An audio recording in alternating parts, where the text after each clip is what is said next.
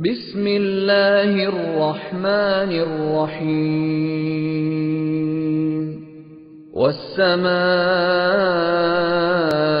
ذات البروج واليوم الموعود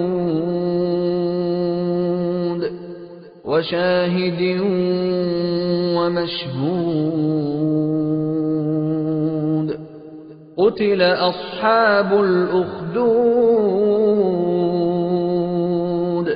النار ذات الوقود إذ هم عليها قعود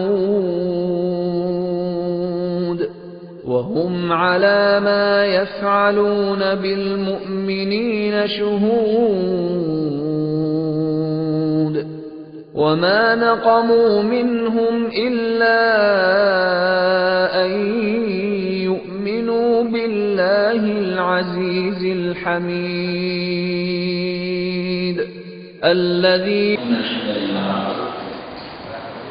نحمده ونستعينه ونستغفره ونعوذ بالله من شرور أنفسنا ومن سيئات أعمالنا من يهده الله فلا مضل له ومن يضلل فلا هادي له وأشهد أن لا إله إلا الله وحده لا شريك له وأشهد أن محمدا عبده ورسوله يا أيها الذين آمنوا اتقوا الله حق تقاته ولا تموتن إلا وأنتم مسلمون يا أيها الناس اتقوا ربكم الذي خلقكم من نفس واحدة وخلق منها زوجها وبث منهما رجالا كثيرا ونساء واتقوا الله الذي تساءلون به والأرحام إن الله كان عليكم رقيبا يا أيها الذين آمنوا اتقوا الله وقولوا قولا سديدا يصلح لكم أعمالكم ويغفر لكم ذنوبكم ومن يطع الله ورسوله فقد فاز فوزا عظيما أما بعد فإن أصدق الحديث كتاب الله وخير الهدي هدي محمد صلى الله عليه وسلم وشر الأمور محدثاتها وكل محدثة بدعة وكل بدعة ضلالة وكل ضلالة في النار வார்த்தைகளை சொன்னது வல்லவன் ரஹ்மான் வார்த்தை எப்படி நடைமுறைகளை சொன்னது நபிகளார் ஸல்லல்லாஹு அலைஹி வஸல்லம் அவருடைய வாழ்க்கை வழிமுறை என்றும் அவர்களுடைய வாழ்க்கை வழிமுறைகளுக்கு பின்னால் மார்க்கத்தில் புதிதாக புகுத்தப்பட்டவைகள் கர்மங்களிலே மோசமானவைகள் விதஅத்துகள் எல்லா விதஅத்துகளும் வழிகேடுகள் எல்லா வழிகேடுகளும் மனிதனை நரகத்துக்கு செல்லும் என்று சொன்னால் நாம் சொல்லுகிறார்கள். அன்பார்ந்த இஸ்லாமிய சகோதரர்களே, அல்லாஹ்வின் நல்லடியார்களே, தாய்மார்களே, சகோதரிகளே, வல்லவன் ரஹ்மானின் பேரருளால் அவனுடைய மார்க்கத்தை படிப்பதற்காக வேண்டி குர்ஆன் ஹதீஸிலிருந்து ஒரு சில விடயங்களை கற்றுக்கொள்வதற்காக வேண்டி நாம் எல்லாம் இந்த இடத்தில் கூடியிருக்கிறோம். நபிகளார் ஸல்லல்லாஹு அலைஹி வஸல்லம் அவர்கள் சொன்னார்கள்,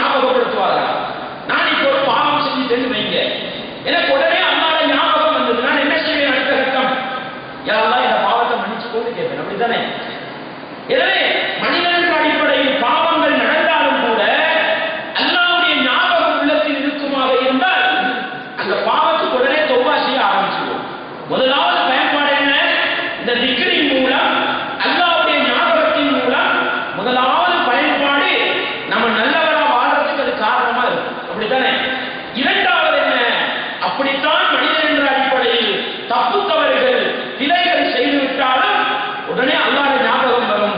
யா அல்லாஹ், நான் ஒரு பாவம் செஞ்சுட்டேன், என்னை மன்னிச்சு போன்னு கேட்போம். சஹாபாக்களுடைய வாழ்க்கையை இந்த நடைமுறையில் பார்க்க முடிந்தது. அவர்கள் மனிதர்கள் அல்லவா? மனிதன் என்ற அடிப்படையில் தப்பு தவறுகளை பாவங்களை செய்வார்கள்.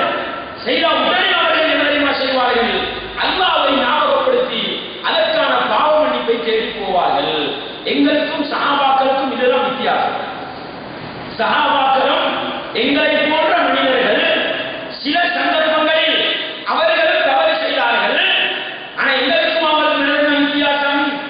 நம்ம பாவத்தை செஞ்சு செஞ்சு அல்லாஹ்வுடைய ஞாபகம் வாழவில்லை. சஹாபாக்கள் எப்படி தெரியுமா இருந்தார்கள்? அவர்களுடைய வாழ்க்கையில் ஒரு தவறு நடந்தால் உடனே அல்லாஹ்வை ஞாபகப்படுத்தினார்கள். அது நபிகளாருடைய மஜ்லிஸுக்கு அவர்களை கொண்டு வந்து சேர்த்தியது. நாங்கள் படித்திருக்கிறோம், ஒரு சஹாபி பெண்மணி என்ன செய்கிறார்கள்? விபச்சாரம் செய்து விடுகிறார்கள். எங்கோ விபச்சாரம் செய்தார்கள்.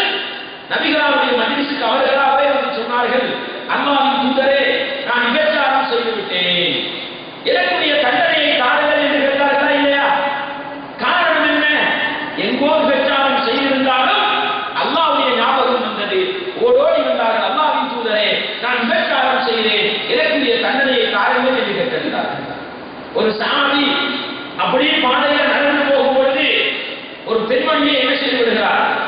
முத்தமிட்டு விடுகிறார். புகாரமான செய்திகள் படித்திருக்கலாம். ஒரு பெண்மணியை முத்தமிட்டு விடுகிறார். அன்பார்ந்தவர்களே, நம்முடைய சமூகத்தில் அந்த தவறுகள் நடக்காமல் இல்லை. நடந்தாலும் அல்லாஹ் அச்சம் வராது. அப்படித்தானே? நம்ம வேண்டா பெருமதி கேட்டு விடுவோம். நம்மளோட விசாரணை செஞ்சவங்களா நீங்க, நம்மளோட சிகரெட் குடிச்சவங்களா நீங்க, நாம் பார்க்கலாம் படமா அப்படின்னு பெருமடிச்சு தருவோம். சஹாபாக்கள் தெரியுமா செய்தார்கள்? எங்கோ இடத்தில் ஒரு பெண்ணை முத்தமிட்டு விட்டு நபிகளாருடைய மஜ்லிஸுக்கு ஓடோடி வந்தார்கள். அல்லாஹ்வின் தூதரே, ஒரு பெண்ணை நான் முத்தமிட்டு விட்டேன், எனக்குரிய தண்டனையை தாருங்கள். முத்தமிட்டா என்னன்னு சட்டம் பண்ண இறங்கி விட்டல. உடனே அல்லாஹ் அல்-குர்ஆன் வசனத்தை இறக்கினான். பகலின் 2 ஓரங்களிலும் இரவின் சில பகுதியிலும் தொழுகையை நிறைவேற்றுவீராக. இன்னல் ஹஸனாத் யுذஹிபுன ஸய்யிஆத், நல்ல காரியங்கள் பாவங்களை போக்கிவிடும் என்ற அந்த குர்ஆன் வசனத்தை இறக்கி நபிகளார் அந்த சஹாபிக்கு தீர்ப்பு கொடுத்தார்கள் என்ற செய்தியை நாங்கள் பார்க்கிறோம். இதிலிருந்து நாம் பெறுகிற பாடம் என்ன? மனிதன் என்றால் தவறு நடக்கலாம். அல்லாஹ்வுடைய ஞாபகம் இருந்தால் தவறு செஞ்சாலும் உடனே அல்லாஹ் என்ன செய்வோம்? மன்னிப்பு கேட்போம். அபூபக்கர் ரலியல்லாஹு அன்ஹு, உமர் ரலியல்லாஹு அன்ஹு, யார் அந்த 2 பேரும்? முஸ்லிம் நபிகளாருடைய உம்மத்தில் முதல் கட்ட ஈமான் உள்ளவர்கள். அப்படித்தானே?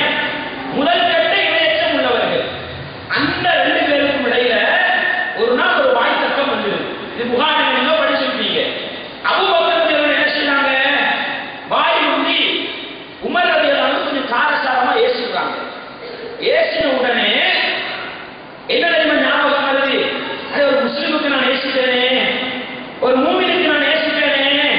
உடனே உமரே, என்னை மன்னித்துக் கொள்வீராக என்று கேட்டார். இதுதான் எங்களுக்கும் அந்த இறையச்சம் உள்ளவர்களுக்கும் இடையில் உள்ள வித்தியாசம்.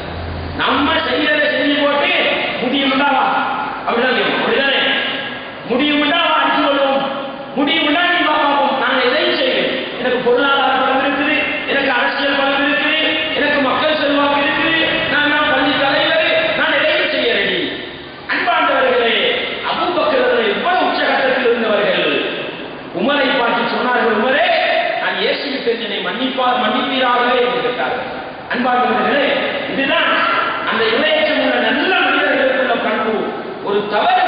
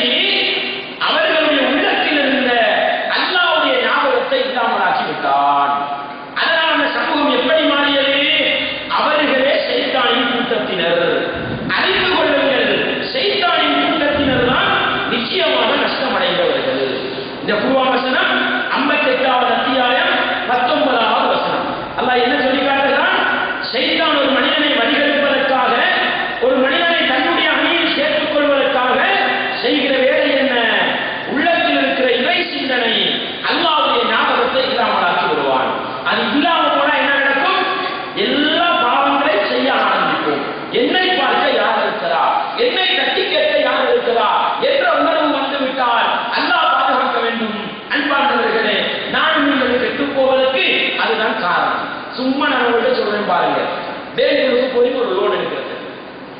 நீங்க நிறைய பேர் செய்வதனால அந்த உதாரணத்தை சொல்றேன். நீங்க பேங்குக்கு போனா பேங்க்ல என்ன ஒரு கஸ்டமர் பகுதி இருக்கும், சல்லி எடுக்கிறது போடுற இடம். இன்னொரு பகுதி என்ன இருக்கும், அடகு சேவை பகுதி. அப்படித்தானே? நான் ஒரு நல்ல மனிதன், நான் பள்ளி நிர்வாகத்தில் உணர்வு வைங்களேன், பேங்குக்கு போனா எனக்கு ஒரு லோன் எடுக்கும். முதலாவது நான் செய்ய வேண்டிய நான் கொஞ்சம் யோசிச்சு பாருங்க, 4 பக்கம் திரும்பி பார்ப்போம், தெரிஞ்ச யாரும் இருக்குதாண்டு. ஏன்னா அந்த வாசலுக்கு போகும்போது தெரியும் நான் போராடி, அதனால அப்படியே சுற்று வட்டங்கள் திரும்பி பார்ப்போம், தெரிஞ்ச முகம் விளங்குதா, ஒருத்தருமே இல்லைன்னா சத்தம்லாம் முடிச்சுட்டு போயாச்சு. அப்படிதானே? ஏன் நான் லோன் எடுக்கிறது யாருக்கும் தெரியாதுங்கிற உணர்வு வந்து பாருங்க, அந்த உணர்வு என்னையும் உங்களை லோன் எடுக்க தூண்டியது. இந்த இடத்தில் என்னை யார் பார்க்காவிட்டாலும் படைத்தவன் அல்லாஹ் பார்க்கிறான் என்று அந்த உணர்வு இருந்தா போவோமா? லோன் எடுக்கிறதுக்கு வேண்டும்னு போவோம். கொஞ்சம் யோசிச்சு பாருங்க அன்பானவர்களே. இந்த இலங்கையிலிருந்து நிறைய பேர் சைனாக்கு போறாங்க. நான் நினைக்கிறேன் இந்த பக்கத்திலிருந்து மடகாஸ்கர் போவாங்க இருக்கும். அப்படிதானே? போய் இந்த ஊர்ல தொழுகிற எத்தனை பேர் அங்க தொழாம இருக்கிறாங்க. இந்த ஊர்ல நல்லா காட்டில வருவாங்க, அங்க எத்தனை பேர் வைக்கக்கூடாத பொருளாக வச்சுட்டு இருக்கிறாங்க. சும்மா யோசிச்சு பாருங்களேன். நல்லவர்கள் இருக்கிறார்கள் இல்லாமணியில், ஆனால் நல்லவர்களை விட பன்மடங்கு கெட்டவர்கள் தான் சமூகத்தில் இருக்கிறார். ஊருக்கு நான் நல்லவர், ஊருக்கு வெளியே போன என்ன உணர்வு வருது? நம்ம மட்டும் மடகாஸ்கர் இருக்கிறோம், நம்மளை பார்க்க யாரும் இல்லை. வருதா? அந்த உணர்வு வந்தால் என்ன செய்கிறோம்? எல்லாவற்றையும் செய்ய ஆரம்பிக்கிறோம். சும்மா உங்களுக்கு ஒரு செம்பல். இப்ப இந்த இடத்துல ஒரு பெரிய டிவி ஒன்றை மாட்டி நல்ல ஒரு படத்தை போடுறோம். யாரா இந்த இடத்துல உட்காந்து பாப்பீங்களா? நான் கேட்கிறேன். இப்படி ஒரு படத்தை போட்டா இந்த இடத்துல உட்காந்து யாராவது பாப்பீங்களா? போட போறது இல்ல. ஒரு செம்பலுக்கு யாருமே பார்க்க மாட்டோம், எல்லாரும் சுத்தி ஆடுவோம். அப்படிதானே? பார்த்தா தெரியுமே, அண்ணாரு பார்த்தாரு, அண்ணாரு பார்த்தாரு, எல்லாருக்கும் தெரிஞ்சுமே. அதனால எடுத்து போயிடுவோம். அதே படத்தை நம்மட கம்ப்யூட்டர்ல நம்மட யூடியூப் அக்கௌண்ட்ல போட்டு பார்த்தா யாருக்கும் தெரியாதே. அப்படிதானே? ரெண்டுக்கும் என்ன வித்தியாசம்? இங்கே மனிதர்கள் பார்க்கிறார்கள் என்ற அச்சம், அங்கே யாரும் பார்க்கவில்லை என்ற உணர்வு. இதுதான் ஷைத்தான் மனிதர்களை வழிகெடுக்க பயன்படுத்துகிற அற்புதமான ஆயுதம். என்ன? அல்லாஹ்வுடைய அச்சத்தை உள்ளத்தை விட்டு எடுத்து விடுவார். எனவே அன்பார்ந்தவர்களே, இஸ்லாமிய சகோதரர்களே, அல்லாஹ் அந்த அல்-குர்ஆன் வசனத்தில் சொல்வது போன்று ஷைத்தான் மனிதர்களை வழிகெடுப்பதற்காக செய்கிற வழி அல்லாஹ்வை மறக்கடித்து விடுவார். எனவே உள்ளத்தில் அல்லாஹ்வுடைய சிந்தனை ஆழமாக வச்சு பழக்குங்க, ட்ரைனிங் கொடுக்கணும். நிறைய பேர் நினைப்பாங்க, நம்ம பொருளாதாரத்தோடு இருக்கிறோம், நம்ம குடும்பத்தோடு இருக்கிறோம், எப்படி எப்பொழுதுமே அல்லாஹ்வை ஞாபகம் வச்சு இருக்கிற ஒரு சிந்தனை வரலாம். மூமின் இல்லை. உள்ளத்தில் அல்லாஹ்வுடைய சிந்தனை இல்லைன்னு சொன்னா ஈமான் குறையுது அர்த்தம். உங்களுக்கு தெரியும், ஹண்டலா ரலியல்லாஹு அவர்கள், ஹண்டலா ரலியல்லாஹு அவர்கள் ஒரு நாள் பாதையில சத்தம் போட்டுட்டு போறாங்க. நான் பக்க ஹண்டலா, ஹண்டலா முனாஃபிக்காவிட்டாரு, ஹண்டலா முனாஃபிக்காவிட்டு அப்படியே சத்தம் போட்டுட்டு போறாரு. இந்த நிகழ்வை அபூபக்கர் ரலியல்லாஹு அன்ஹு பார்க்கறாங்க. பார்த்து ஒரு சுப்ஹானல்லாஹ், மூமின் எப்படி முனாஃபிக்கா போனான் அப்படின்னு கேட்கும்போது அவங்க சொல்றாங்க, அபூபக்கர் அவர்களே, நபிகளாரோட இருந்தா சுவர்க்கமாக பேசப்பட்டா ஏதோ உள்ளவங்க அல்லாத சிந்தனையா இருக்குது. அப்படி வீட்டுக்கு போய் கொஞ்சாதி பொருளாதாரம் போயிட்டா அல்லாத சிந்தனை மறந்து போயிருக்கு. இது 2 விதமான மனநிலை மாற்றம் வந்து பாருங்க. எனவே நான் முனாஃபிக்காவிட்டேன்னு சொன்னாங்க. அல்லாஹ் அக்பர். ஒரு நாளே நம்ம சிந்திச்சு பார்த்திருக்கோமா? ஒரு நாளே நம்ம சிந்திச்சு பார்த்திருக்கோம். அதே வீட்டுக்கு போனா அந்த பாவம் இந்த பாவம் எல்லாம் செஞ்சுப்படுது. ஒரு நாளை இறைச்சம் வருவீங்களே, நான் முனாஃபிக்காவிட்டேன் ஒரு நாளை யோசிக்க மாட்டோம், யாரும் யோசிக்க மாட்டோம். அடுத்தவனுக்கு திரும்ப கொடுக்க ரெடி. அப்படிதானே? அடுத்தவங்க பொய் பேசிட்டா பொய் பேச சுத்த முனாஃபி. திடீர்னு ஒரு நாள் எடுத்த கணக்கு திரும்பி தர மாட்டார், சுத்த முனாஃபி. தீர்ப்பு கொடுக்க ரெடி. ஒரு நாளை எங்களை பார்த்து கேட்டுருப்போமா? நான் கேட்கிறேன். ஆனா ஹண்டலா ரலியல்லாஹு அவர்கள் தன்னை நோக்கி சொல்லிக் கொண்டார்கள், நான் முனாஃபிக்காவிட்டேன். அபூபக்கர் ரலியல்லாஹு அந்த செய்தியை கேட்டுக்கொண்டு சொல்றாங்க, இந்த அடிப்படையில பார்த்தா நானும் முனாஃபிக்குதான். அவர் 2 பேரும் போகும்போது நபிகளாருடைய மஜ்லிஸுக்கு போறாங்க. அங்க போய் நபிகளாருக்கு இந்த நிலையை சொன்ன பொழுது நபிகளார் சொன்னார்கள், ஈமான் என்றால் அப்படித்தான் இருக்கும், கூடவும் செய்யும் குறையவும் செய்யும். உங்களை ஈமான் ஒரே தரத்தில் இருக்கும் என்றால் உங்களை முசாஃபா செய்வது யார் தெரியுமா? மலக்குமார்கள் தான் முசாஃபா செய்வாங்கன்னு சொன்னாங்க. மலக்குமார் யாருக்கு முசாஃபா செய்வாங்க?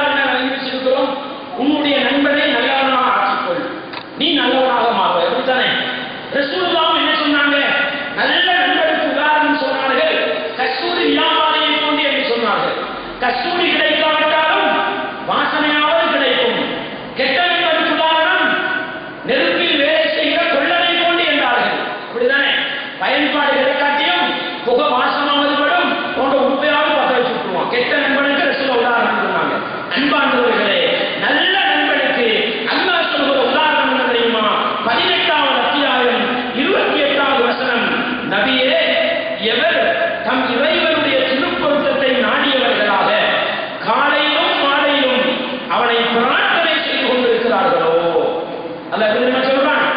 அல்லாஹ்வை பயந்து காலையிலும் மாலையிலும் யாரெல்லாம் அல்லாஹ்வை ஞாபகப்படுத்திக் கொண்டிருக்கிறார்களோ அவர்களுடன் நீரும் பொறுமையை மேற்கொண்டிருப்பீராக.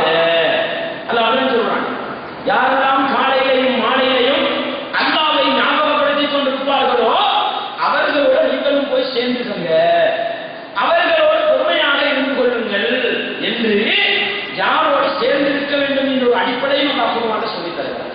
முதல் கட்டம் என்ன பார்த்தோம்?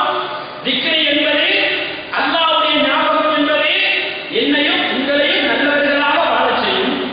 இரண்டாவது பார்த்தோம், மனிதன் என்ற அடிப்படையில் தப்பு தவறுகளை செய்துவிட்டால் கூட அல்லாஹ்வுடைய ஞாபகம் என்ன செய்யும்? தௌபா என்ற இடத்துக்கு கொண்டு போய் சேர்த்து எங்களை நல்லவர்களாக மாற்றும். மூன்றாவது என்ன பார்த்தோம்? ஷைத்தான் ஒரு மனிதனை கெடுக்க வேண்டுமா, முதலாவது செய்த வேலைன்னா உள்ளத்தில் உள்ள இறை சிந்தனையை இல்லாமல் ஆக்கி விடுவான்.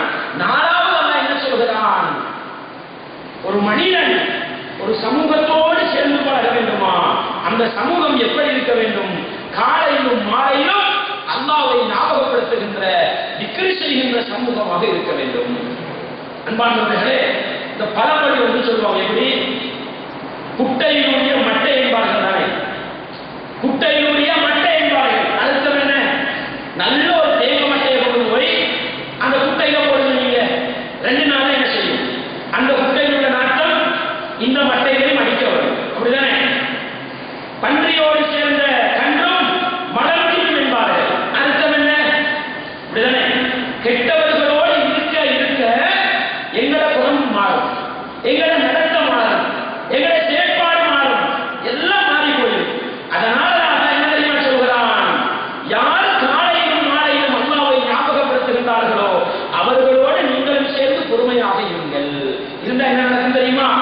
அந்த திக்ர் செய்கிற சமூகத்துக்குள்ள அதே பண்பு எனக்கும் உங்களுக்கும் வந்துவிடும். எனவே அன்பானவர்களே, இஸ்லாமிய சகோதரர்களே, ஒரு சமூகம் மாற்றம் பெற வேண்டுமா? அந்த சமூகத்துக்கே ஒட்டுமொத்தமா தேவைப்படுவது இந்த அல்லாஹ்வுடைய திக்ர் தான், அல்லாஹ்வுடைய ஞாபகம் தான் என்பதை திக்ருடைய சிறப்பாக நாம் நீங்கள் செய்து கொள்ள வேண்டும், விளங்கிக் கொள்ள வேண்டும். எனவே அன்பானவர்களே, அல்லாஹ்வை ஞாபகப்படுத்துவதனால மனிதனுடைய வாழ்க்கையில் ஏற்படுகிற மாற்றத்துக்கு இதுவெல்லாம் மிகச்சிறந்த எடுத்துக்காட்டுகளாக இருக்கிறது. அதுக்கு அப்பால நம்ம போய் பார்த்தால் திக்ர் செய்வது கூட நிறைய நன்மைகள் இருக்குது, அப்படித்தானே? திக்ர் செய்யறதுக்கு குர்ஆனும் ஹதீஸும் நிறைய நன்மைகளை சொல்லித் தருது. அதுவெல்லாம் மறுமைகளுக்கு நன்மைகளாக சுவனத்துக்கு வழியாக அமையும். அது 2வது பகுதி. முதலாவது ஒரு மனிதன் உலகத்தில் வாழ்ற நேரம் நல்லவனாக வாழ வேண்டுமா, அல்லாஹ்வுடைய ஞாபகத்தை எல்லா சந்தர்ப்பத்திலும் என்ன செய்ய வேண்டும்? இறுக்கி பிடித்துக் கொள்ள வேண்டும். ஒரு கட்டம் ரசூலுல்லாஹி ஸல்லல்லாஹு அலைஹி வஸல்லம் அவர்கள் இப்படி சொல்றாங்க, சபக்கல் முஃபர்ரிதூன். முஃபர்ரிதூன் என்று சொன்னா ஓர்மைப்படுத்துபவர்கள். ஓர்மைப்படுத்துபவர்கள் முன்னேறி சென்று விட்டார்கள், ஓர்மைப்படுத்துபவர்கள் முன்னேறி சென்று விட்டார்கள் என்று சொல்லுகிற பொழுது நபித்தோழர்கள் கேட்டார்கள், ஓர்மைப்படுத்துபவர்கள் என்றால் யார்? ஓர்மைப்படுத்துவது என்ன? இந்த தௌஹீத் என்று சொல்லுவோம் தானே. தௌஹீதுக்கு இன்னொரு அர்த்தம் தான் தஃப்ரீத் என்று சொல்லுவது. அல்லாஹ்வை மட்டும் நிலைநிறுத்தக்கூடிய மனிதர்கள் தான் முஃபர்ரிதூன்கள், ஓர்மைப்படுத்தக்கூடியவர்கள். நபித்தோழர்கள் கேட்டார், அல்லாஹ்வின் தூதரே, ஓர்மைப்படுத்தக்கூடியவர்கள் என்றால் யார் என்று கேட்டபோது நபிகளார் சொன்னார்கள், அஸ்ஸாகிரீன அல்லாஹ கஸீரன் வஸ்ஸாகிராத். அல்லாஹ்வை அதிகமாக திக்ர் செய்கிற ஆண்களும் அல்லாஹ்வை அதிகமாக திக்ர் செய்கிற பெண்களும் தான் வெற்றி பெற்று விட்டார்கள் என்று சொன்னார்கள். அன்பார்ந்தவர்களே, இஸ்லாமிய சகோதரர்களே, இந்த ஹதீஸை கொஞ்சம் சிந்தித்து பாருங்கள். மறுமையில வெற்றி பெறணுமா என்ன தேவையா? அல்லாஹ்வை அதிகம் அதிகம் திக்ர் செய்கிற ஆண்களும் அல்லாஹ்வை அதிகம் அதிகம் திக்ர் செய்கிற பெண்களும் வெற்றி பெறுவார்கள். நாம் ஏற்கனவே உங்களுக்கு சொன்னோம், ஒரு மனிதன் நல்லவனாக மாறணும் என்றால் அல்லாஹ்வை அதிகமாக திக்ர் செய்ய வேண்டும் என்று. எனவே யாரெல்லாம் அதிகம் அதிகம் திக்ர் செய்வார்களோ அவர்கள் மறுமையில் என்ன செய்வார்கள்? வெற்றி பெறுவதற்கு முதன்மை இடத்தில் இருப்பார்கள் என்ற செய்தியை நபிகளார் ஸல்லல்லாஹு அலைஹி வஸல்லம் சொல்கிறார்கள். அந்த ஹதீஸ் முஸ்லிமிலே பதிவு செய்யப்பட்டது. இது திக்ருக்கு நான் சுருக்கமாக சொன்ன சிறப்பு. அடுத்த கட்டமாக நான் நீங்கள் பார்க்க போற விஷயம் என்னன்னு சொன்னா, அல்லாஹ்வை எப்படி எல்லாம் திக்ர் செய்யலாம். இன்னைக்கு பொதுவாகவே முஸ்லிம்கள் என்ன நினைக்கிறாங்கன்னு சொன்னா, திக்ர் செய்யணும்னா என்ன செய்யணும்? அதுக்கு முடிவெடுத்து கிபிலாவை முன்னோக்கி இருந்தாலும் என்ன அப்படிதான் திக்ரு செய்யணும். எந்த அளவுக்குன்னா தஸ்மி கையில இல்லாம திக்ரு செய்ய மாட்டாங்க. அப்படிதானே திக்ரு செய்யணும்னா தஸ்மி கையில இருக்கணும் அப்படி நினைச்சிட்டு இருக்கிறாங்க. திக்ரு செய்யணும்னா புது எடுக்கணும் அப்படி நினைச்சிட்டு இருக்கிறாங்க. இதனாலதான் நிறைய பேர் அல்லாஹ்வை ஞாபகமே இல்லாம போயிருக்கு. காரணம் தெரியுமா? எப்படி திக்ரு செய்யறது, எப்படி அல்லாஹ்வை ஞாபகப்படுத்துறதே தெரியாம போயிடுச்சு. எந்த அளவுக்குன்னா ஹஜ்ஜிக்கு உம்ராவுக்கு போயிட்டு வராங்க, வரும்பொழுது எதை கொண்டு வராட்டி உம்ரா கொண்டு வருவாங்க. சொல்லுங்க பார்க்க. முந்தி இருந்து கொஞ்சம் பெரிய ஒரு டப்பா மாதிரி இருக்கு, பட்டாசு பட்டாசுன்னு அழிச்சுட்டு போகும். இப்ப இங்க கட்டுற ஒரு வருஷம் இங்க கட்டிடலாம். கட்டியனா அவங்க திக்ரு செய்யறாங்க. என்ன நினைக்கிறான்? நான் செய்த திக்ரு அக்கௌண்ட் பண்ணப்படணும். இதனால நிறைய பேருக்கு சோம்பர போராடமாக கஷ்டம் தூக்கிட்டு இருக்கேமா, அதனால திக்ரு செய்யறதே இல்லை. அன்பார்ந்தவர்களே, இஸ்லாமிய சகோதரர்களே, திக்ரு என்றால் என்ன, அதை செய்யறதுக்கான வழிவகைகள் என்ன என்று விளங்கினார். திக்ரு செய்யறது ஒரு மனிதனுடைய 24 மணித்தியாலம் ஒவ்வொரு வினாடியும் திக்ரோடு என்ன செய்யலாம், அவன் தன்னுடைய வாழ்க்கையை கழிக்கலாம். அது எப்படி விளங்கப்படுத்துறத இந்த கிளாஸுடைய நோக்கம். அன்பானவர்களே, பொதுப்படையாக சொல்வதானால் குர்ஆன் ஓதுவது மிகப்பெரிய திக்ரு. குர்ஆன் ஓதுவதுனா மிகப்பெரிய திக்ரு. எப்படி ஓதணும்? பொதுவாகவே அல்ஹம்துலில்லாஹி ரப்பில் ஆலமீன் அர் ரஹ்மானிர் ரஹீம் தடபடன்னு ஓடிக்கிட்டு போனாலும் ஒரு எழுத்துக்கெல்லாம் 10 நன்மையை தருவான், அதுல சந்தேகம் இல்லை. ஆனா குர்ஆன் ஓதுவது மிகப்பெரிய திக்ரு, அல்லாஹ்வை ஞாபகப்படுத்துறது மிகப்பெரிய அடையாளம். எப்படி ஓதணும்? அல்ஹம்துலில்லாஹி ரப்பில் ஆலமீன், இந்த உலகத்தை படைத்து பரிபாலிக்கிற ரப்புக்கே எல்லா புகழும் பெற்று விளங்கிய ஓதினா அல்லாஹ் ஞாபகம் இருக்குமா இல்லையா? குல் ஹுவல்லாஹு அஹத் அல்லாஹு ஸமத், அர்த்தம் விளங்கி ஓதுறீங்க. குல் நபியே நீங்கள் சொல்லுங்கள், அல்லாஹ் அவன் தனித்தவன், அல்லாஹு ஸமத் அவனுக்கு தேவையில்லை, லம் யலித் வலம் யூலத் அவன் பிறவும் இல்லை பிறப்படவும் இல்லை. இப்படி அர்த்தம் விளங்கி ஓதும் பொழுது காலையில மாலையில குர்ஆனை கொஞ்ச நேரம் ஓதினா அல்லாஹ் மறப்பீங்களா நீங்க? இப்படிதானே வாகனத்துல அப்படி போற நேரம் குர்ஆன் சீடிய போட்டுக்கிட்டு போறீங்க, தர்ஜுமாவை போட்டுக்கிட்டு போறீங்க, அல்லாஹ் மறக்குமா? எனவே இந்த குர்ஆன் ஓதுவது என்பது அதிகம் ஓதுவது என்பது படைத்தவன் அல்லாஹ்வை ஞாபகப்படுத்துவது முதல் கட்டத்தில் இருக்கக்கூடியது. அடுத்த கட்டம் ரசூலுல்லாஹ்வுடைய ஹதீஸ்களை படிக்கிறோம், ரசூலுல்லாஹ்வுடைய சுன்னாக்களை படிக்கிறோம். படிக்கக்கூடிய நேரம் அல்லாஹ்வுடைய தூதர் சொன்னார்கள், உங்களில் சிறந்தவர் தான் குர்ஆனை கற்று பிறருக்கும் கற்றுக் கொடுப்பவர். இந்த ஹதீஸ் நீங்க படிக்கிற பொழுதோ அல்லாஹ்வுடைய தூதர் சொன்னார்கள் என்று படிக்கிற பொழுதோ உங்களில் சிறந்தவர் யார்? யார்கிட்ட சிறந்தவன்? எனக்கிட்ட சிறந்தவனா? அல்லது மக்கள்கிட்ட சிறந்தவங்களா? இல்ல, அல்லாஹ்விடத்தில் சிறந்தவர். வருமாயிலே அல்லாஹ் அப்படி அல்லாஹ்கிட்ட சிறந்தவனாகணுமே நான். எனவே நானும் குர்ஆனை படிக்கணும், அடுத்தவர்களுக்கு குர்ஆனை படிக்கணும், வருமா இல்லையா? எனவே அன்பானவர்களே, எந்த ஒரு ஹதீஸை படிக்கிற பொழுதும் அர்த்தம் விளங்கி படித்தால் இறை சிந்தனை வருவதற்கு என்ன செய்யும், அது காரணமாக இருக்கும் என்பதை நான் நீங்கள் பேசிவிடக்கூடாது, மறந்து விடக்கூடாது. அடுத்த ஒரு வழி என்ன? அல்லாஹ்வை ஞாபகப்படுத்துவதற்கான ஒரு வழி. இந்த மாதிரி பயான் நிகழ்ச்சிகளை கேட்கிறீங்க, பயான் நிகழ்ச்சிகளை கேட்கும் பொழுது சுவர்க்கம் நரகம் பேசப்படுகிற பொழுதோ அல்லாஹ் ஞாபகம் வருதா இல்லையா? அதனால அல்லாஹ் அல் குர்ஆன்ல சூரத்துல் ஹதீத் என்ற அத்தியாயத்தில் கேட்கிறான், அலம் யக்தில்லதீன ஆமனு அன் தஷ்ஷஅ குலூபுஹும் லிதிக்ரில்லாஹி வமா நஸல மினல் ஹக்கி. அல்லாஹ் கேட்கிறான், அல்லாஹ் ஞாபகப்படுத்தப்படுகிற பொழுதும் பயான் பண்றதன் மூலம் அறிவுரை பண்றதன் மூலம் அல்லாஹ் ஞாபகப்படுத்தப்படுவானா இல்லையா? அல்லாஹ் ஞாபகப்படுத்தப்படுகிற பொழுதும் வேத வசனங்கள் ஓதி காட்டப்படுகிற பொழுதும் ஈமான் அதிகரிப்பதற்கு இன்னும் நேரம் வரவில்லையா என்றெல்லாம் கேட்கிறார். எனவே இது போன்ற பயான் நிகழ்ச்சிகளை கலந்து கொள்வது, குர்ஆன் வகுப்புகளில் கலந்து கொள்வது என்ன செய்யும்? எங்களுடைய ஈமானை அதிகரித்துவிடும், அல்லாஹ்வுடைய ஞாபகத்தை அதிகரித்துவிடும் என்பதையும் நாங்கள் பார்க்க வேண்டும். அடுத்த ஒரு கட்டம் தான் இறை சிந்தனை வர வேண்டுமா? 24 மணித்தியாலம் ஒவ்வொரு செகண்டையும் அல்லாஹ்வுடைய சிந்தனையோடு கழிக்க வேண்டுமா? ஒரு சிம்பிளான வழி என்ன தெரியுமா? நீங்க உலகத்துல எந்த இடத்துல இருந்தாலும் உங்களுக்கு பக்கத்துல அல்லாஹ் படைப்பு இருக்குமா இல்லையா? நீங்க உலகத்துல எந்த இடத்துல இருந்தாலும் உங்களுக்கு பக்கத்துல அல்லாஹ்வுடைய ஒரு படைப்பு இருக்கு. அந்த படைப்பை பார்த்து கொஞ்சம் யோசிங்க. நீங்க அப்படியே என்ன செய்றீங்க? வாகனத்துல போகும்பொழுது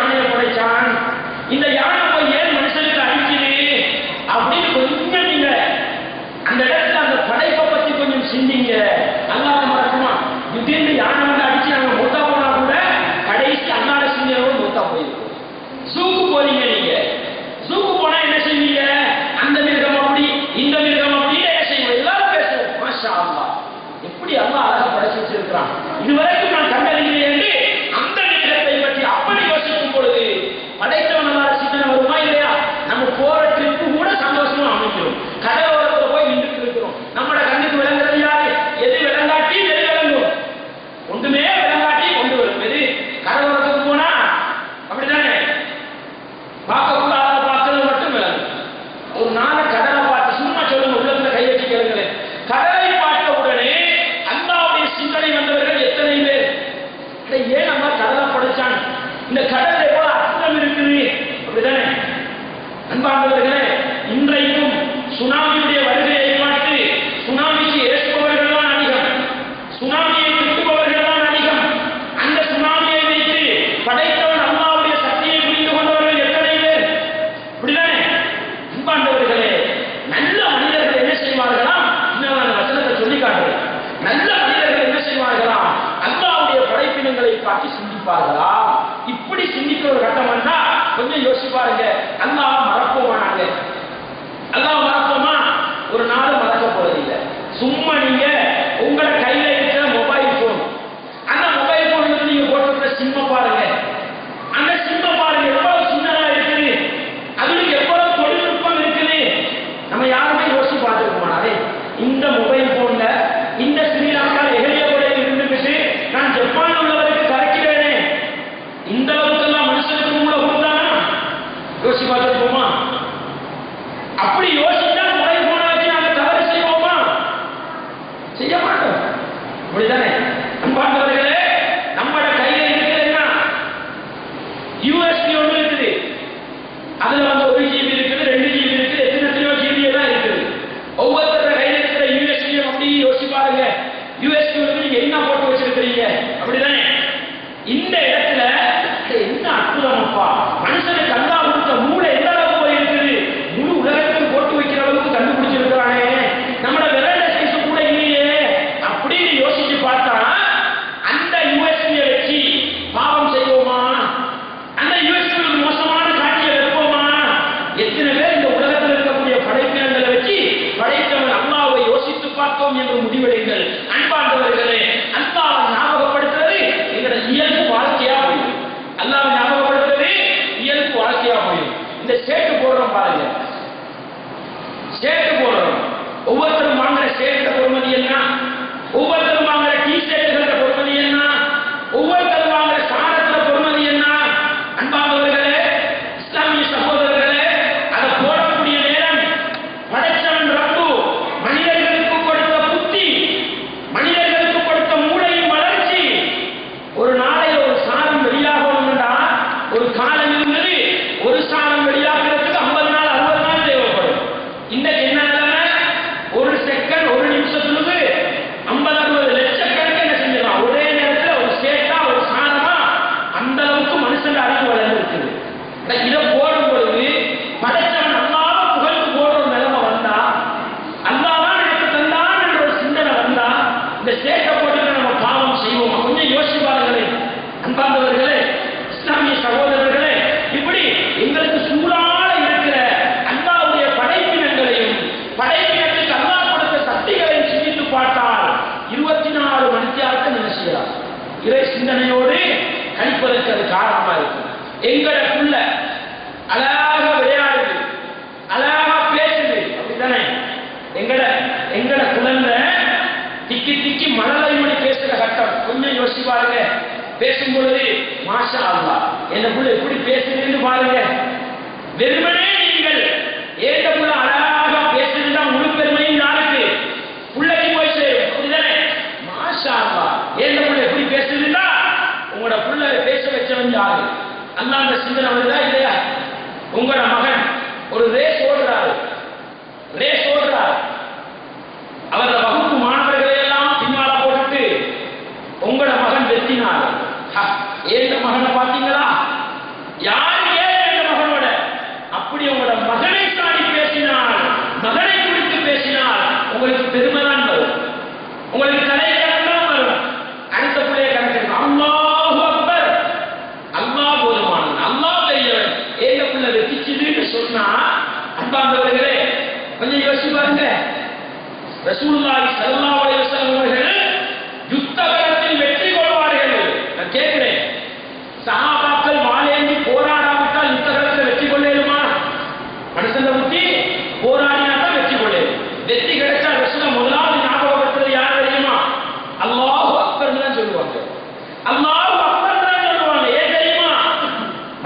பெருமை வரக்கூடாது, மனுஷனுக்கு பெருமை வரக்கூடாது. அதுக்கு அல்லாஹ் ஒரு பாடம் கூட படிச்சு கொடுத்தாங்க. இது அஜபத்துக்கும் கத்ரத்துக்கும் ஹுனைன் யுத்தம், மிகப்பெரிய ஒரு படையோட ரசூலுல்லாஹ் போனாங்க. சஹாபாக்கள் பார்த்து கூட என்ன சொன்னாங்க, நாங்க அதிகமா இருக்கிறோம், எங்களுக்கு தான் வெற்றிட்டாங்க. அல்லாஹ் சோதிச்சானா இல்லையா? தோல்வியை கொடுத்து ஆரம்பத்துல கடுமையான தோல்வி அல்லாஹ் சோதிச்சான்.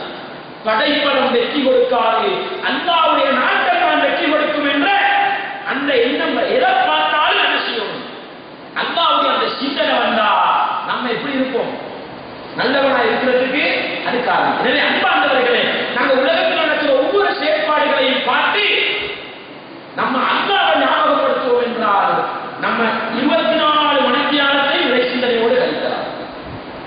அன்பார்ந்தவர்களே, இஸ்லாமிய சகோதரர்களே, எனக்கு ஒருத்தர் உதவி செய்கிறார், எனக்கு ஒருத்தர் உதவி செய்கிறார். இஸ்லாம் என்ன சொல்லுது? உதவி செஞ்சவருக்கு நம்மளோட பாசையில எதையோ சொல்லணும். நம்ம அதெல்லாம் சொல்றதுக்கு முன்னால ஜஸாக்கல்லாஹு கைரன், எனக்கு உதவி செஞ்சவருக்கு ஜஸாக்கல்லாஹு கைரன், அல்லாஹ் உனக்கு உதவி செய்யட்டும். அப்படிதானே? அன்பா, ஏன் இதை சொல்லணும்? இதை சொல்றது அர்த்தம் என்ன? மனிதனுக்கு வந்துடக்கூடாது, நீ உதவி செஞ்சதுனால தான் நான் இன்றைக்கு இப்படி இருக்கிறேன் என்று வந்துடப்படாது. அல்லாஹ் உதவி செய்ய, நீ எனக்கு செஞ்சதுக்கு அல்லாஹ் உனக்கு தருவார். அவ்வளவுதான் சகோதரர்களே. இஸ்லாம் எப்படி பெரிய ஒரு மனிதனை 24 மணித்தியாலமும் அல்லாஹ்வுடைய சிந்தனையோடு வைப்பதற்கு எப்படி வழிவகைகளை வச்சிருப்பார்கள். சரி, மௌத்தா போறான் மனுஷன், ஒரு மனுஷன் மௌத்தா போனா, ஒரு மனுஷன் முக்கிய சிந்திக்கிறதா என்ன செய்யணும்? ஒருத்தர் மௌத்தா போயிட்டார், மௌத்தா போனா நம்ம எல்லாரும் சேர்ந்து என்ன செய்யணும்? பாவமே அந்த மனுஷன் அப்படி செஞ்சவரே இப்படி செஞ்சவரே மௌத்தா போயிட்டாரு கவலைப்படும். அதுதானே பொருத்தம், அப்படிதானே பொருத்தம். எங்களோட 20 வருஷம் 30 வருஷம் 40 வருஷம் வாழ்ந்தவரு மௌத்தா போயிட்டார், என்ன சொல்லணும்? பாவம் அந்த மனுஷன் எனக்கு நிறைய உதவி செஞ்ச அப்படிதானே சொல்லணும் சட்டப்பூர்வமா. ஆனா இஸ்லாம் எல்லாரையும் மசூதி சொல்லுது, இன்னா லில்லாஹி வ இன்னா இலைஹி ராஜிஊன். அவர் மௌத்தா போயிட்டாரு, அவரை பத்தி நீ பேசி வேலை இல்லை. இன்னா லில்லாஹ், நாங்கள் அல்லாஹ்வுக்குரியவர்கள், வ இன்னா இலைஹி ராஜிஊன், நாங்கள் அவன் பக்கமே போக இருக்கிறோம். இப்படிதான் இஸ்லாம் சொல்ல சொல்லியே. அவர் மௌத்தா போனதே போயிட்டார், அடுத்தது நம்ம போக இருக்கிறோம். அதை ஞாபகப்படுத்து, அல்லாஹ்வை ஞாபகப்படுத்து. நாங்கள் அல்லாஹ்வுக்குரியவர்கள், நாங்கள் அல்லாஹ் பக்கமே போக இருக்கிறோம் என்று இப்படி மௌத்துல செய்ய அர்த்தம் விளக்கி செய்யும், உணர்வு பூர்வமா செய்யுங்கள். அன்பாண்டவர்களே, ஒவ்வொரு செகண்டையும் என்ன செய்யலாம்? இறை சிந்தனையோடு அல்லாஹ்வுடைய ஞாபகத்தோடு கழிக்கலாம். அப்படி ஒரு பழக்கம் இருந்தால் இப்ப நீங்க யோசிச்சு பாருங்க, திக்ர் செய்யறது லேசா கஷ்டமா? திக்ர் செய்யறது லேசா கஷ்டமா? அன்பாண்டவர்களே, திக்ருகளுடைய பட்டாளத்தை நாம் அப்படியே தேடி பார்த்தா ஒரு சில திக்ருகள் தான் இருக்குது, நேரம் குறிப்பிட்டு இடம் குறிப்பிட்டு செய்ய வேண்டிய திக்ருகள். மற்றதெல்லாம் பார்த்தா பொதுப்படைய அல்லாஹ்வை ஞாபகப்படுத்துறது தான் இருக்குது. அதுல ஒரு பகுதி தான் சந்தர்ப்ப துஆ.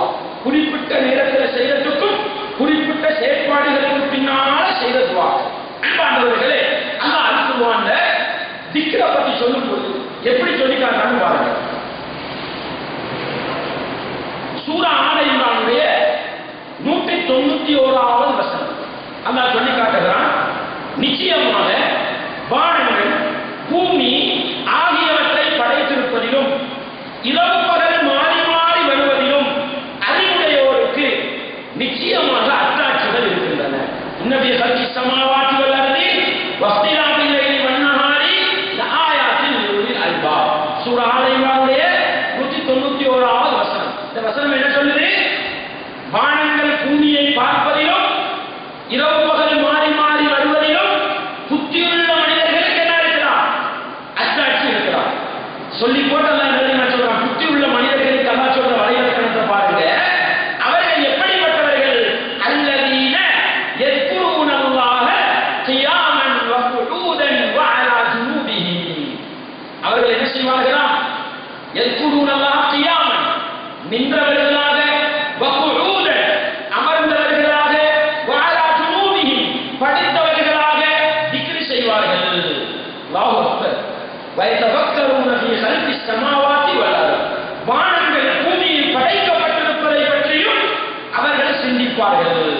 என்ன சொல்வார்களாம்?